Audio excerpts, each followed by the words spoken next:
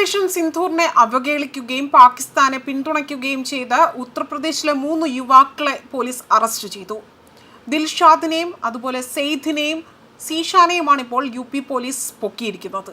പാകിസ്ഥാൻ പതാക പിടിച്ചു നിൽക്കുന്ന ഒരു പെൺകുട്ടിയുടെ ഫോട്ടോ പ്രൊഫൈൽ ചിത്രമായി ദിൽഷാദ് ഇടുകയാണ് ചെയ്തത്. തുടർന്ന് നാട്ടുകാർ ഇയാൾക്കെതിരെ പരാതി നൽകുകയാണ്. പിന്നാലെയാണ് ഇയാളെ പോലീസ് അറസ്റ്റ് ചെയ്യുന്നതും. അതുപോലെ തന്നെ മീററ്റിൽ സലൂൺ നടത്തുന്ന സെയ്ദ് ഒരു പാകിസ്ഥാനിയുടെ ഇൻസ്റ്റഗ്രാം പോസ്റ്റിൽ പാകിസ്ഥാൻ സിന്ദാബാദ് എന്ന മുദ്രാവാക്യം കമന്റ് ചെയ്യുകയാണ് ഉണ്ടായിരിക്കുന്നത്.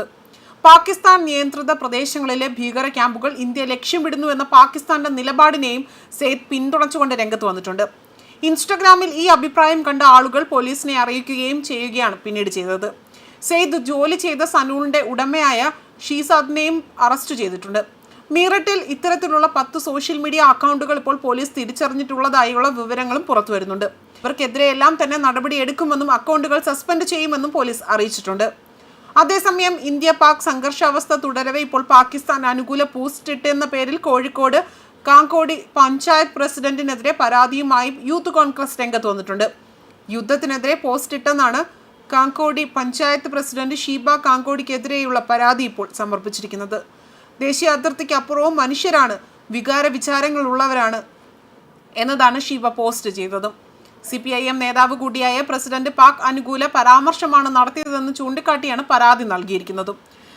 ഈ പോസ്റ്റ് വിവാദമായതിന് പിന്നാലെ അവർ പിൻവലിക്കുകയാണ് ചെയ്തത്. അതേസമയം സ്വന്തം മുറ്റത്ത് മിസൈൽ പതിക്കുന്നിടത്തോളം സ്വന്തം വീട് തകരാത്തിടത്തോളം കാലം ചിലർക്ക് യുദ്ധമെന്നത് അതിർത്തിയിലെ പൂരമാണ് എന്ന് CPIM നേതാവ് IM സ്വരാജിന്റെ കുറിപ്പും വലിയ രീതിയിലാണ് ഇപ്പോൾ ചർച്ചയായി മാറുന്നതും. ഇന്ത്യ ചൈന യുദ്ധമുണ്ടായപ്പോൾ ഇന്ത്യയെ പ്രകോപിപ്പിച്ചതാണ് യുദ്ധകാരണമെന്ന് വാദിച്ച രണാവതിനെയുടെയും EMSന്റെയും ഹർഷികൻ സിംഗ് സുർജിത്തിന്റെയും AKGയുടെയും പിന്മുറക്കാർ ഇങ്ങനെ ചെയ്തില്ലെങ്കിൽ അതിശയമുള്ളൂവെന്നായിരുന്നു.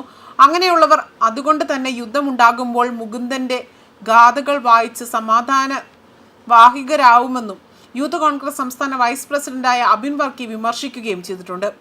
രാഷ്ട്രീയത്തിലായാലും മത്തൻ കുത്തിയാൽ കുമ്പളം മുളക്കില്ലല്ലോ എന്നും അദ്ദേഹം കൂട്ടിച്ചേർക്കുകയും ചെയ്തു. അതേസമയം പാകിസ്ഥാൻ അനുകൂല മുദ്രാവാക്യം വിളിച്ചെന്നാരോപിച്ചുകൊണ്ട് ആൾക്കൂട്ട കൊലയും സംഭവിച്ചിരുന്നു. കർണാടകയിലെ മംഗളൂരുവിലാണ് സംഭവം നടന്നത്.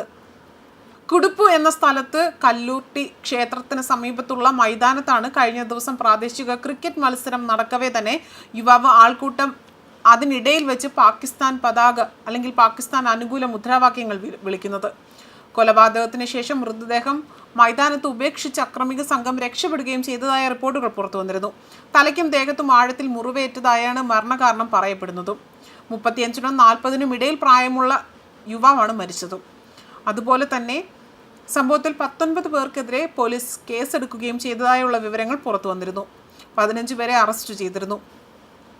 അതേസമയം പാർലമെന്റ് സമ്മേളനത്തിൽ വിങ്ങിപ്പൊട്ടി സംസാരിക്കുന്ന പാക് MPയും പാകിസ്ഥാൻ മുൻ സൈനിക ഉദ്യോഗസ്ഥനുമായ താഹിർ ഇക്ബാലിന്റെ വാക്കുകൾ വൈറലായി മാറുകയാണിപ്പോൾ. ദൈവത്തിനല്ലാതെ മറ്റാർക്കും പാകിസ്ഥാനെ രക്ഷിക്കാൻ കഴിയില്ല എന്നും ദൈവം പാകിസ്ഥാനെ രക്ഷിക്കട്ടെ എന്നുമാണ് ഇയാൾ കരഞ്ഞുകൊണ്ട് പറയുന്നത്. ഇന്ത്യൻ സൈന്യത്തിന്റെ ഓപ്പറേഷൻ സിന്ധൂറിന് പിന്നാലെ പാകിസ്ഥാൻ പതറിയിരിക്കുകയാണ് എന്നതാണ് ഇതിലൂടെ മനസ്സിലാക്കാൻ സാധിക്കുന്നത്. തിരിച്ചടിക്കാൻ ശ്രമം നടക്കുന്നുണ്ടെങ്കിൽ പോലും പാകിസ്ഥാന്റെ സൈനിക ബലത്തിൽ സ്വന്തം രാജ്യത്തുള്ളവർക്ക് തന്നെ വിശ്വാസമില്ല എന്നതാണ് ഇതിൽ നിന്നും വ്യക്തമാക്കാൻ സാധിക്കുന്നതും. പാകിസ്ഥാൻ പ്രതിരോധ മന്ത്രി ഖാജ ആസിഫ് ഉൾപ്പെടെയുള്ള നിരവധി നേതാക്കൾ ഇന്ത്യയുടെ നടപടിയിൽ ഭയന്ന് തുടങ്ങി എന്നതാണ് മറ്റൊരു വസ്തുത. ഇന്ത്യൻ സൈന്യം POKയിലും പാകിസ്ഥാനിലെയും നിരവധി പ്രദേശങ്ങളിൽ വ്യോമാക്രമണം നടത്തിയതായും തീവ്രവാദ ഒളിത്താവളങ്ങൾ നശിപ്പിക്കുകയും ചെയ്തു. ഇതിനുശേഷം പരിഭ്രാന്തരായ പാകിസ്ഥാൻ ഇന്ത്യൻ സൈന്യത്തിന്റെ നിരവധി സൈനിക താവളങ്ങൾ ലക്ഷ്യമിടാൻ നടത്തിയ ശ്രമം പരാജയപ്പെടുകയാണ് ചെയ്തത്. ഇന്ത്യയുടെ S-400 ആകാശത്ത് തന്നെ പാകിസ്ഥാന്റെ മിസൈൽ തകർക്കുകയും ചെയ്തു. പാകിസ്ഥാൻ പാക് അധിനിവേശ കാശ്മീർ എന്നിവിടങ്ങളിലെ ഭീകര ക്യാമ്പുകൾ ഓപ്പറേഷൻ സിന്ധൂറിന്റെ കീഴിൽ നടത്തിയ മിസൈൽ ആക്രമണങ്ങളിൽ കുറഞ്ഞത് 100 ഭീകരരെങ്കിലും കൊല്ലപ്പെട്ടതായാണ് പ്രതിരോധ മന്ത്രി രാജ്നാഥ് സിംഗ് വ്യക്തമാക്കിയിരിക്കുന്നത്.